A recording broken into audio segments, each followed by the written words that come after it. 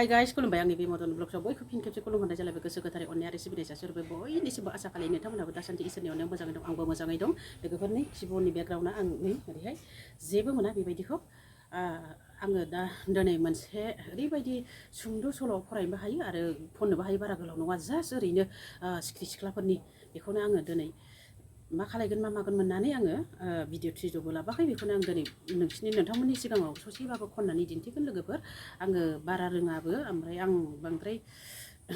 एक्सपिरियेन्सबो गैया दामनाय देनायबो गैया लोगोफोर ओमफ्राय आङो मा होननो मा मानो ओरैबायदि आङो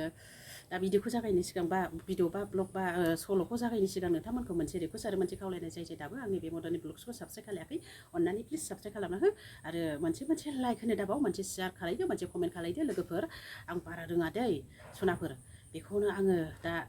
जागायलांनो सानलायबाय जाबाबो जायाबाबो नोंथांमोनहा बेखौनो नायसाबलाबायदोलाय थुदो बिदिब्ला सनाफोर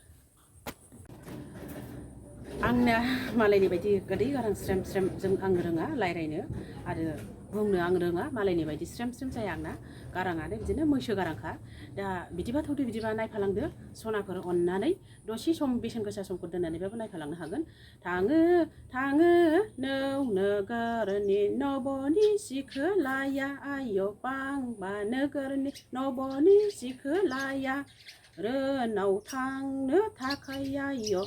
जानजि खाफ्रा दाहाल थुंग्रि दैनानै थाङो नौ नोगोरनि नब'नि सिखोलाया आय' बांबा नोगोरनि नब'नि सिखोलाया रोनाव देरहाबोबाय आय' जुदुआव जै जाबाय एसेनोसै गोजोन्थों जै बर' हारिनि जै